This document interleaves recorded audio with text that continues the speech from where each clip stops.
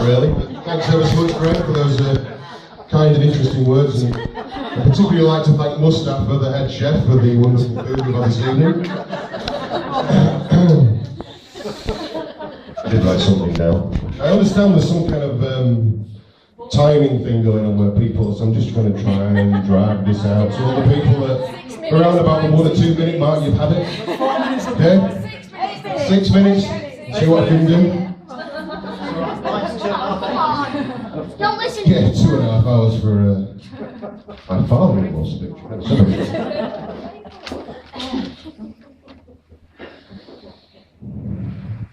Oh, you're taking Hey, we're reading. It's upside down, that's right. Now, basically, first of all, I'd really just like to thank everybody for coming this evening. It's absolutely fabulous to see you all here. Some people have made some very long journeys.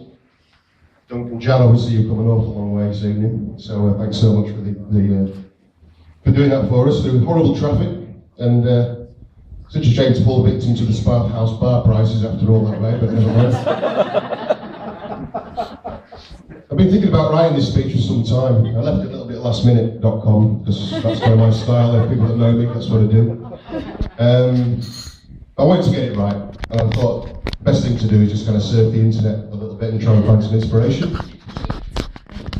And after a couple of hours, I found some really, really good stuff. But then I remembered how to write a speech. Sean and I would both like to say a massive thank you to Frankie One. Frankie One, just stand up and take it. Frankie has been absolutely fantastic for us organised this evening. She's responsible for that absolutely marvellous cake over there. I don't know if you've seen that with those figures on top, they're absolutely brilliant. She's also done the name cards on the table and all these little plastic things that I've just noticed. The little party favours and all the things that I've done here made it look so fabulous. And probably lots of other things she's done as well that I didn't even realise because I'm a bloke. But she's also really helped Sean doing the hair, makeup, and just absolutely been a fantastic friend to her really. So thank you very much indeed. And we've actually got somewhere a little thank you. Got to this is just a little token from us, Frankie, just to say thanks ever so much for the hard work, everything you can do.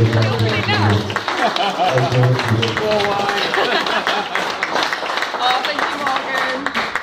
I'm doing the post first. Slightly more serious, I'd also like to thank my wife, which I'm just getting used to saying that now. It's really cool. Just for agreeing to marry me, and for truly making me the happiest man in the world. And I think she looks absolutely stunning today, with a different dress as she did yesterday, than the other one that we got from China. But that's another story. They say you don't marry somebody that you can live with, you marry the person who you can't live without, and I think that sums Sean and I up perfectly. As most of you will know, Sean and I are absolutely inseparable. We do just about everything together. Sean is not only my wife, but she's truly my best friend and my soulmate. Now, one of the things I did find on the internet wasn't, of a distraction, was a definition of what a soulmate actually is. And it states, a soul's ideal counterpart, which must be found for true happiness and fulfillment. This couldn't be more true. I am truly happy. I also couldn't be more skint, but I am still happy. Sean surprises me every day.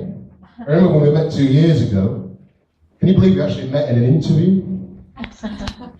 I like to think there was a bit of a vibe from the very beginning. I admit to being fascinated by her. I will read this. While she was interviewing me for a sales job. There was a cheeky sparkle in her eyes, she had big hair, a smile, her accent. There was another bloke in the room, and I think he was the managing director. I can't remember actually, but wherever he was totally eclipsed by Sean's personality. As I was leaving, Sean did the most random thing. She grabbed my hand and says, "Oh my days, look at the size of your hands!" Hey, look at the size of his hands! Needless to say, I got the job, we worked together, we fell in love, and buggered off to set up our own business. Big hands and all. And now Sean is my wife, and if that's not fulfillment, I don't know what is. Sean, I love you with all my heart. I can't wait to grow even older with you. And ladies and gentlemen, please stand and raise your glasses to my wife, Sean. Thank you.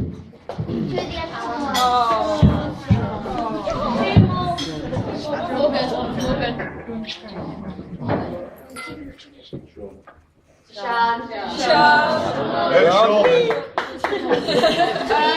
Can I go for a fag now? Oh, yeah. Guys, I'm finished yet. We've got 2 minutes to go. Speaking of big hands, I was, a bit worried when Tom arrived earlier on. I thought Sean was going to run off with him, but absolutely like dinner plates, I've never seen anything like him. But anyway, as I'm sure you'll agree, speeches are a waste of valuable drinking time, so I'm going to finish here, so enjoy the rest of your evening, everybody. No, keep going. And mine is a pine. Stop!